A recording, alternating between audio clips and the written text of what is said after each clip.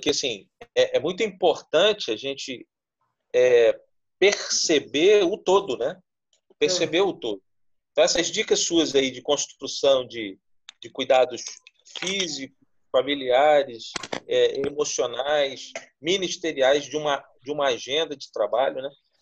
A gente fez os gabinetes de apoio e uma psicóloga falou uma coisa interessante, uma expressão que não sai da minha cabeça. Eu tenho usado ela em muitos encontros. Ela disse que, de repente, rasgaram a nossa agenda e nos colocaram dentro de casa, dizendo: agora você tem que reinventar aí o jeito de agir. E eu louvo a Deus por essa oportunidade, claro que não pelo contexto que a gente está, mas nós podemos estar atentos de que esse é um tempo que precisamos reavaliar a nossa conduta, né? E saber se realmente o que estávamos produzindo estava trazendo o resultado que pode realmente trazer. Então, pensar nisso, pastor Sandro, é muito interessante, porque nos reposiciona na mordomia, né? Sermos mordomos do tempo, mordomos do conhecimento, mordomos das nossas ações. E o que mais tem chamado a atenção, eu tenho falado com alguns missionários aí, eu queria até que Joana, que apareceu agora na minha tela aqui, vai entender bem o que a gente está falando, né? Essa questão do ir além do nosso campo, né? A igreja hoje, a sociedade hoje, nesse tempo, ela está olhando para a igreja como há muito tempo ela está esperando algo da igreja. A igreja hoje precisa se reinventar em termos de ação tecnológica, né? E é o que está a maior preocupação nesse momento, é como se atualizar. Mas o que eu estou percebendo, Sandro, é que a igreja precisa rever a sua agenda para essa sociedade sem Cristo, né? Então, como a gente está cuidando da comunidade de fé e como isso está resultando na comunidade como um todo. Chegou a hora da gente pensar nisso com muito carinho, né? E aí, acho que avaliar tudo que você está trazendo para a gente é pensar em nós como pessoas, como pais de família, no meu caso, como cristãos, e aí vai além, como missionários nesse tempo que Deus nos tem proporcionado, né, para servir. Sim, boa palavra.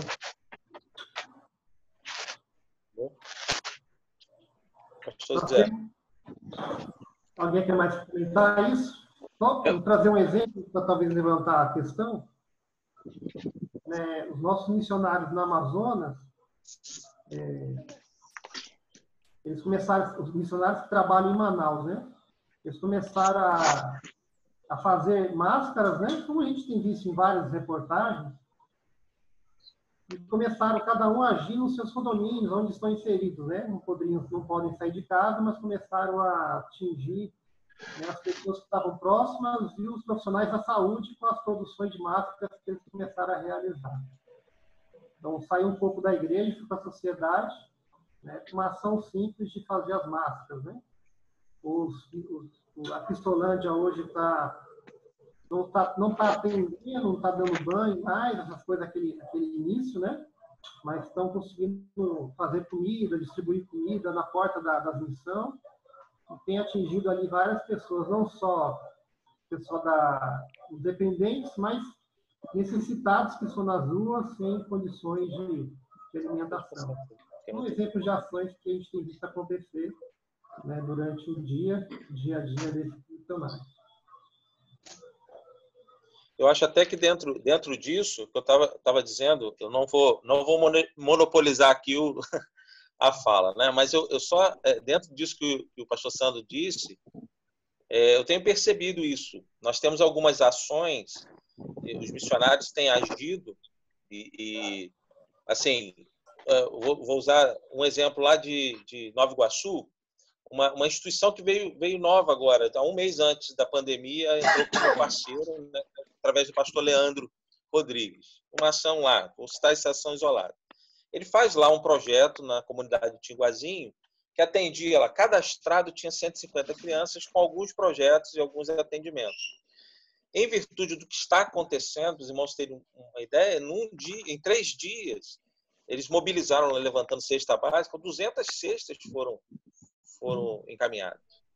Então, essa é uma ação, por isso que eu estou dizendo que é uma ação extra, né? A gente está vendo outros que têm essas ações também. Estava conversando com o pastor Indalécio, por exemplo, lá em Aldeia Velha, não sei se ele está com a gente aí, mas a ideia é começar um trabalho na comunidade para gerar renda para a comunidade, porque vai ser necessário também essa ação lá. Então, são maneiras da igreja hoje pensar, e a convenção até a gente está trabalhando um comitê pós-crise para tentar direcionar as igrejas de que forma sermos relevantes nesse tempo, para os membros da igreja e para a comunidade como um todo, né? Você vê a fase, por exemplo, Bruno Madeira lá, nunca foi um trabalho de ação social em si. Hoje já está se mobilizando nisso, né? Joana, através de escolhas, tem conseguido aí receber ajuda também, né, para abençoar a vida de outras pessoas através de alimentação. Então, essas ações elas vieram para nós como urgentes. Então, elas fazem a igreja pensar o jeito de ser igreja, volta para a comunidade local e com relevância para a sociedade como um todo, né? Um aspecto interessante aqui na nossa região, a Ibaviva, Pastor João Júnior, lá no Cascatinha, o bairro do Cascatinha, é um bairro que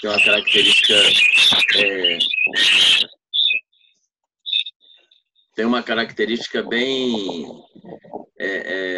interessante. É um bairro afastado, no extremo da cidade, tem uma população de classe média e classe média alta bastante concentrada e também tem muita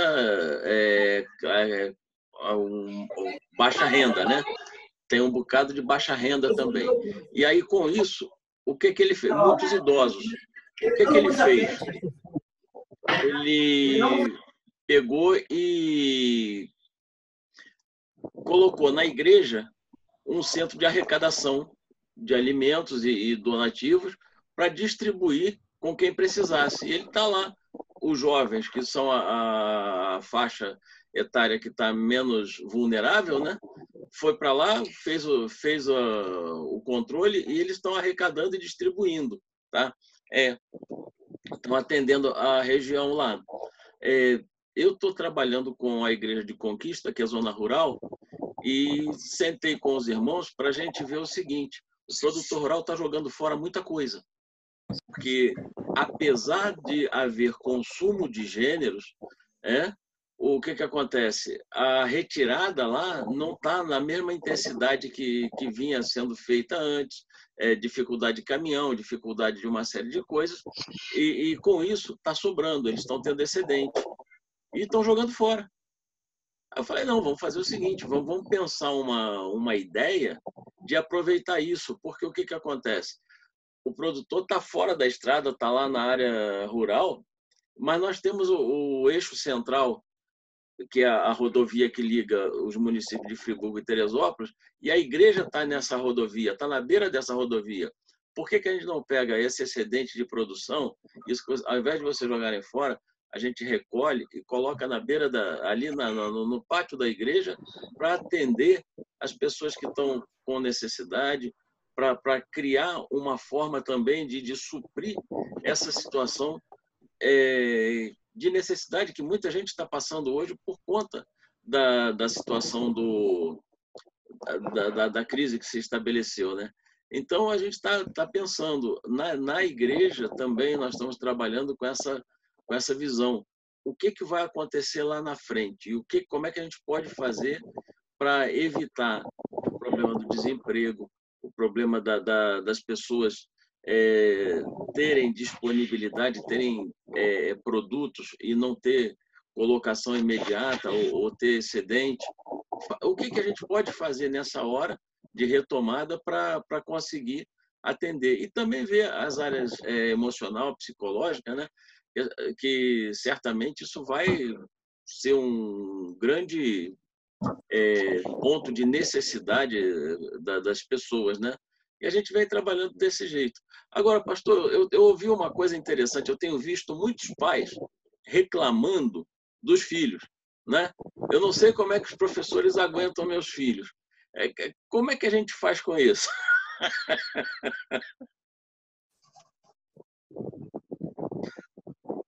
Verdade. Alguém quer comentar sobre os filhos ou sobre as coisas que a gente falou? Joana?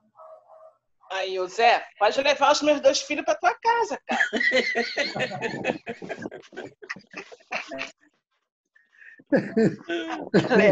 Leva a minha duplinha. Já teve sessão de fazer desenho. A gente ficou pintando mandala por aqui. Todo mundo, cada um pintava um pouquinho. Porque você deixar um atleta dentro de casa, conforme eu tô, né? Ele está aqui. E aí ele quer se movimentar. E eu digo que não sai, porque eu não quero morrer agora. Então, o negócio vai ficando assim, brincadeira. Mas realmente tem algumas tensões que surgem. A gente está conseguindo aqui, já que eu estou me mantendo trabalhando, estou no ritmo normal, mas eu sou muito grata a Deus pelos anos de convento, eu consigo manter disciplina, eu consigo me manter no isolamento, eu tenho tranquilidade interior para viver isso. E quando alguma coisa não está muito bem, eu simplesmente deito, durmo, eu consigo me reequilibrar. Isso é um privilégio que eu tenho, mas muita gente não tem. O Zé sabe, eu estou aí na luta com questão de adolescente. É muita procura. E quando eu penso nessa igreja pós-crise, pastor Daniel, a gente vai ter que se reinventar. Porque hoje mesmo, 6h30 da manhã, é meu horário de acordar. E hoje acordei um pouquinho mais cedo, porque eu tinha um trabalho às 6h30. Que a pessoa ia viajar às 7h. Mas o telefone toca às 6h30, uma irmã da PIB de Niterói, psicóloga, por sinal, sabe, Zé? Psicóloga aí, que nem vocês.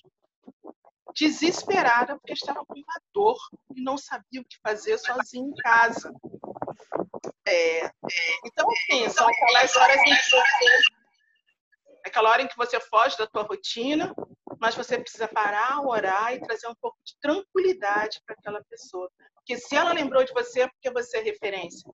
Amém. E isso vai continuar acontecendo, porque há muita dor, né? Eu não preciso sair tanto de casa. E eu penso que se a gente não conseguir o que o pastor Sandro colocou, de manter uma rotina, de você se equilibrar, olha, não, que a hora que a gente vai sentar, a gente vai almoçar em família, a hora que a gente vai rir, que a gente vai assistir uma live, e que a gente dança no meio da sala, faz baile mesmo, todo mundo.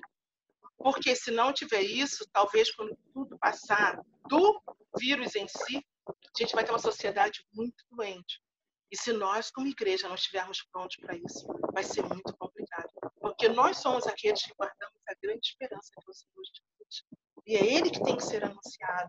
Ele que tem que nos proteger para que a gente proteja outros de si mesmos, porque está complicado. Tem meninos que deveriam estar começando a universidade agora e que a aula não começou. E aí eles vêm e conversam. Hoje mesmo eu já marquei um atendimento. Olha, no final da tarde eu tenho esse tempo para você. Então, assim, se eu não me cuidar, eu não terei de mim para colaborar com os outros. Se eu não me cuidar, eu não equilibro minha casa.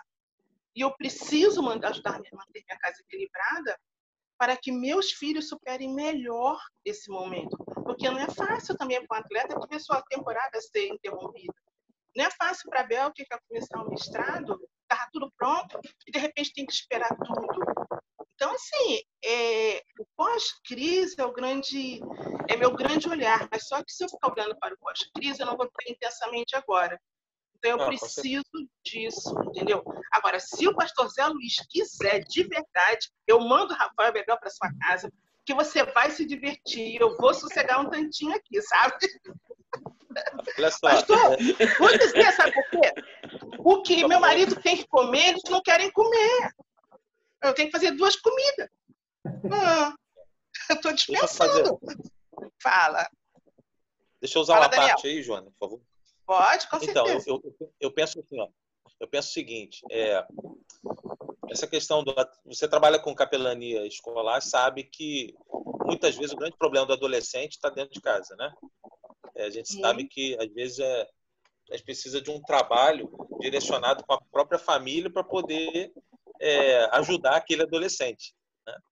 Eu penso que hoje, eu tenho visto isso, tenho conversado com algumas pessoas, e o que eu estou percebendo é que, de repente, essa família cristã, ela percebeu que ela não sabia lidar com os seus filhos. Os relacionamentos precisam ser revistos dentro de casa. O filho agora está 24 horas com ele. E agora, o que eu vou fazer com ele? Vou conversar sobre o quê? Vou fazer o quê? Como é que eu vou ficar esse tempo todo, né? Então, a gente tem que realmente pensar, eu acho que essa é uma oportunidade que a gente está tendo de repensar quem somos extra-agenda, né? Quem somos de fato, né? E isso está sendo positivo nesse aspecto, porque aí é a igreja do hoje. Eu acho que as famílias vão se fortalecer, porque os problemas vão ter que ser sanados. Agora não dá, tá dentro de casa mesmo, você tem que tratar e se fortalecer para ser igreja, né? E nós, como missionários, a gente precisa realmente disso. É o que Joana disse, estar bem, saudável no lar, para que a gente possa ser bem-sucedido na missão lá fora, né? E o grande desafio hoje, e o que eu estou percebendo, não sei se é uma percepção dos irmãos, mas cada vez mais os olhares estão se voltando para a igreja. Estão voltando para a igreja. Para o que é ser igreja nesse tempo, e as pessoas, de alguma forma, estão esperando uma resposta vinda de nós. Eu acho que é uma grande oportunidade que Deus está dando para nós sermos relevantes nesse tempo enquanto igreja do Senhor. Né? Amém. Posso utilizar uma palavra da Joana também? Ela colocou muito bem, o Daniel também falou agora no final, que a gente precisa realmente estar, como foi o meu foco da minha palavra, foi, né? Nós precisamos não entrar na ânsia de cuidar do mundo todo ao nosso redor, sem cuidar de nós mesmos, da nossa família. A Joana, ela apontou isso, né? Que uma frase que eu sempre digo dos nossos líderes, lá, os missionários e pastores nossos, é que a exceção não pode virar regra. E eu não consegui mais ter meu tempo de devocional, se não consegui mais ter meu tempo de almoço. De vez em quando, como exceção é uma coisa. Mas se isso virar regra, ficar um negócio diário, vai chegar uma hora que isso vai nos adoecer. Seja como família, seja como pessoa. Então, nesse monte de oportunidade que está surgindo para nossos ministérios, nós temos que abraçar, mas sem abaixar a guarda da nossa própria casa, do nosso próprio ser. A gente tem que cuidar da nossa família, abraçando as oportunidades, encaixando tudo isso na nossa vida, na nossa agenda, de forma que não nos adoeça. Eu acho que isso é muito importante. E fora a questão dos filhos, queria levantar uma outra bola. Eu vi uma reportagem hoje no jornal que o número de denúncias de agressão no lar aumentou drasticamente. Há muitos casais que não estão sabendo, não sabem viver juntos, estão dentro da mesma casa, porque não conseguem conviver. Então, o fato de estarmos hoje isolados em casa, em quarentena, tem levado muitos casais a agressões, seja físicas ou de palavras, né?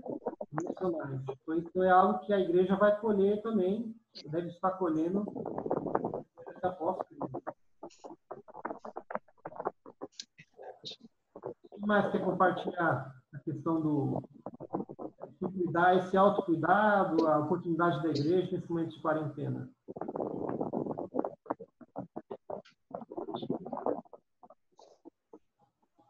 Essa dimensão família que você mostrou lá atrás, ela é importante nessa hora, né? O cuidado dos filhos, essa coisa toda. E a gente tem visto mesmo as notícias de violência doméstica aumentaram muito, né? E a gente precisa estar preparado para cuidar disso. Também, né? Tratar isso também nas famílias no pós-crise, né? Agora a gente está com isso reprimido, mas no pós-crise a gente vai ter que dar uma atenção para isso. Outro aspecto também que preocupa bastante é o financeiro, né? Como é que a gente lida com finanças nesse tempo?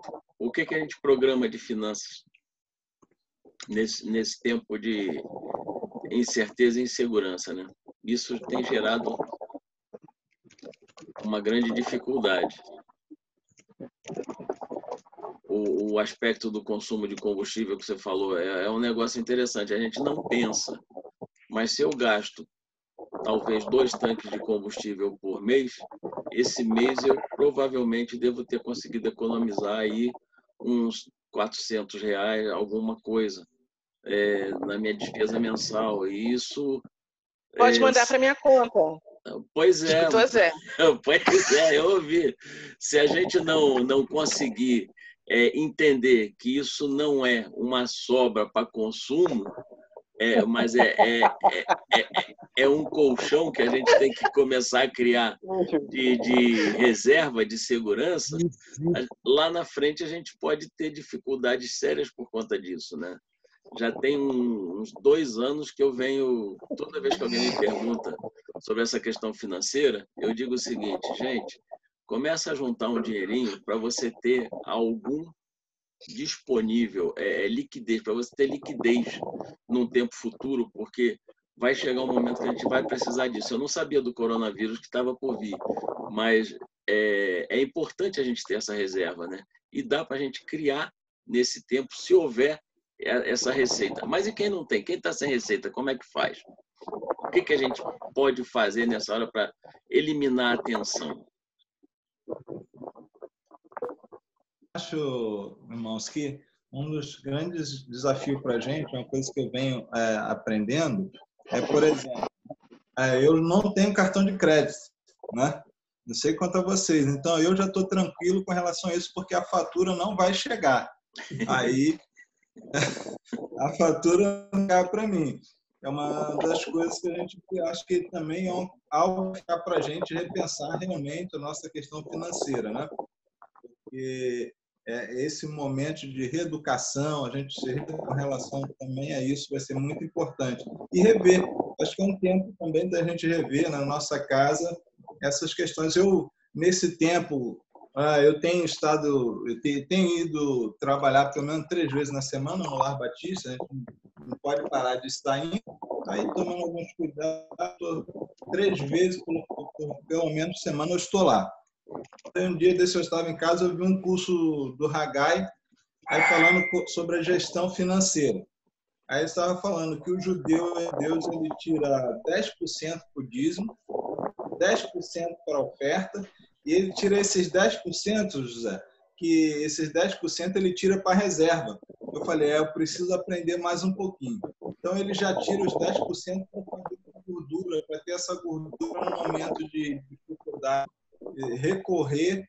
Aí ela deu até a ilustração, porque se você está numa emergência, em vez de você ir no banco pegar empréstimo, você vai tirar daquele recurso que você tem. Então, ou seja, o dinheiro, o fato de você não pagar juros nas suas contas e ao banco, você já está tendo aí um equilíbrio. Então, acho que um dos desafios para a gente, né? Rever mesmo, pensar e nos policiar, né? Nos reinventar, na realidade, porque quando eu decidi dar o cartão, eu tive que me inventar. Ainda já estou 2 anos aí, né? Mas ainda estou vendo algumas coisas. A importância da reserva é justamente essa, né? A gente não pensa nas catástrofes e nas dificuldades que podem surgir. Essa pandemia está ensinando muita gente, né? Algumas pessoas estão aprendendo com muita fome, estão aprendendo passando muitas necessidades, mas outras pessoas, né, como o Paulo Giovanni aí, que não tem cartão de crédito, está tranquilo, né? Eu aqui, como eu tenho um escritório, eu preciso ter o cartão de crédito porque algumas coisas que eu supro no escritório é só através do cartão de crédito. Mas, graças a Deus, está mantido a um nível bom, tranquilo, né? Eu perdi, com essa pandemia, mais ou menos 60% dos clientes. Eu estou só com 40%. Mas eu e minha esposa sentamos, fizemos um planejamento e começamos a cortar muitas coisas, né? A gasolina, por exemplo, graças a Deus a gente não está gastando, né? Como disse aí o pastor José Luiz. Mas nós também estamos cortando algumas coisas. Então, a gente tem que se adequar até que a normalidade volte, né? e a gente possa seguir em frente. É uma questão de se sentar e analisar, fazer conta, né? Eu acho que todo mundo sabe fazer conta aí. Então, fazer conta e ver onde é que vai cortar, o que pode cortar, o que não pode. Né? Se não der para cortar nada, come ovo frito com feijão e arroz, está muito bom. E depois que passar a pandemia, volta ao normal. É só isso.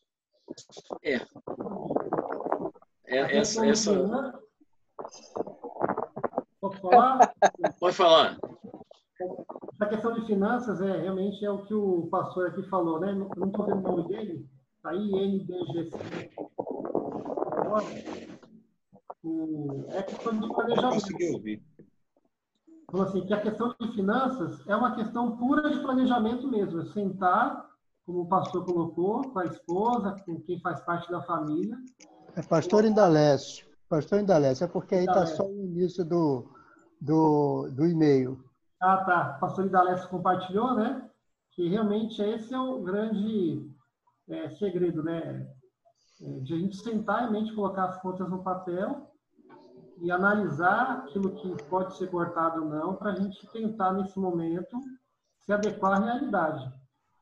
É como se perdesse parte dos recursos, como alguns estão perdendo, né? Como o pastor colocou, perdeu 60% dos clientes.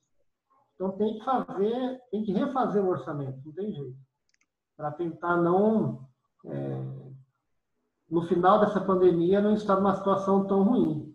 Eu estou acompanhando alguns pastores nessa área, alguns missionários, que já vieram com uma questão financeira ruim, de alguns meses antes da pandemia, e que agora estão precisando realmente colocar em ordem, a gente está auxiliado nessa área. Mas primeiro passo é colocar tudo no papel realmente, cortar o cartão de crédito se for preciso, como o Paulo Giovanni colocou, né? Mas você tem que se adequar à rotina para isso não tomar sua cabeça, seu coração durante tantas coisas que a gente tem que fazer. Porque realmente toma nosso coração se estiver desregulado nossas finanças.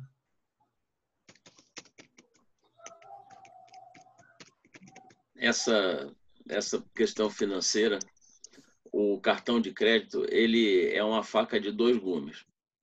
Ele hoje, o papel, o dinheiro em papel já é muito pouco utilizado, né? Na verdade, se você, por exemplo, agora nós estamos dentro da pandemia, quem não tem um cartão de crédito ou um cartão de débito, fica complicado para comprar, porque vai gerar um boleto, mas aí ou vai ao banco ou vai usar a internet. Enfim, o dinheiro virtual é uma realidade hoje. A forma mais adequada de se usar o cartão de crédito é tirar a palavra crédito dele e pensar que ele é o teu consumo do mês. Se você tem R$300 para gastar no mês com combustível, então você usa o cartão para gastar R$300 de combustível, porque você sabe que você vai ter o dinheiro para pagar e quitar ele dentro daquele mês, dentro daquela fatura, com o dinheiro que você tem disponível. É a única forma do cartão de crédito ser proveitoso e não gerar a fatura que o Paulo Giovanni colocou para nós, né? Não vai chegar a fatura, realmente. Se você gasta dentro daquilo que você tem do seu orçamento, você consegue pagar a fatura dentro do mês e resolver. Então, é uma questão de disciplina. E nós ainda não nos habituamos a isso, né? Nós ainda não temos essa disciplina tão rígida. E é importante que a gente venha a ter, né? Para poder até se adequar a uma realidade do nosso tempo, né? E os irmãos tenham cuidado, porque os cartões de crédito e os bancos estão enviando mensagens oferecendo empréstimos, oferecendo empréstimos assim astronômicos que você nunca recebeu. E isso é um perigo muito grande, porque você pode cair numa armadilha que depois, mesmo depois da pandemia, você vai ficar endividado. Então, precisa ter muito cuidado com esse oferecimento de crédito aí. É verdade. Irmãos, faltam 10 minutos. A gente vai continuar o debate mais 5 e depois os 5 finais a gente faz a nossa despedida. Isso, se os irmãos entenderem. Eu acho que os 2 tempos de 40 minutos são bastante bons para a gente tratar desse assunto, né? Pastor Sandro? Posso colocar uma outra questão? Não é questão, uma outra coisa que eu acho muito importante. Essa questão como que você está se comunicando com seus pares, né? Por exemplo, vou compartilhar essa última tela aqui.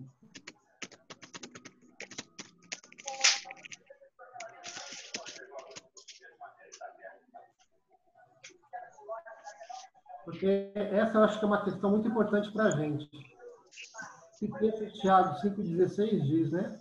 Confessai as vossas culpas uns aos outros e orai uns pelos outros para que sareis. Oração do justo pode muito em seu defeito. Então, essa é uma realidade que eu acredito muito. E nesse momento que a gente está vivendo, como que você tem se comunicado com seus pares do ministério? Eu tenho visto como tem sido produtivo para a gente manter esse momento, a gente tem mantido um contato mais efetivo em grupos de missionários para cuidar um do outro. Porque as conversas que a gente tem um com o outro, pessoais, né, um com o outro, nos ajuda a enxergar e ver coisas que, às vezes, a gente, no meio da nossa rotina, a gente não enxerga. Então, a gente tem tentado estimular, criar alguns grupos regionais de mentoreamento, de pastoreio mútuo, né? Que eu chamo de cuidado mútuo. O que vocês pensam disso? Vocês têm conseguido se comunicar mais? Porque esse é o momento que a gente pode intensificar isso ou promover mais isso nós, pastores e missionários. E mais conversas juntos, em pequenos grupos, né? Não em grupos grandes, mas de 2, 3 pessoas, de 1 a 1, porque isso tem ajudado muito a gente no ministério. O que vocês acham disso nesse tempo, né? Se isso pode ser intensificado, se isso é uma realidade, se isso é importante.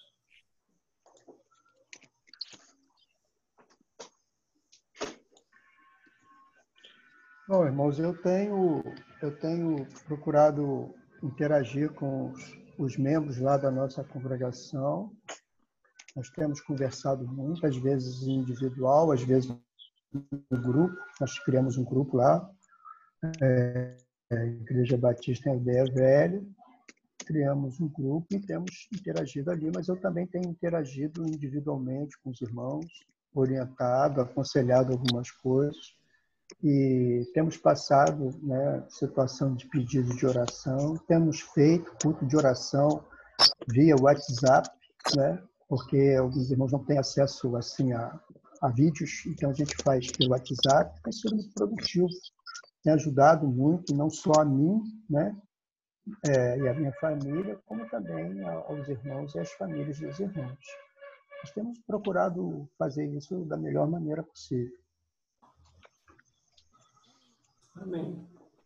Mas alguém quer compartilhar como tem sido essa área? Entre os missionários, entre os pastores, tem acontecido?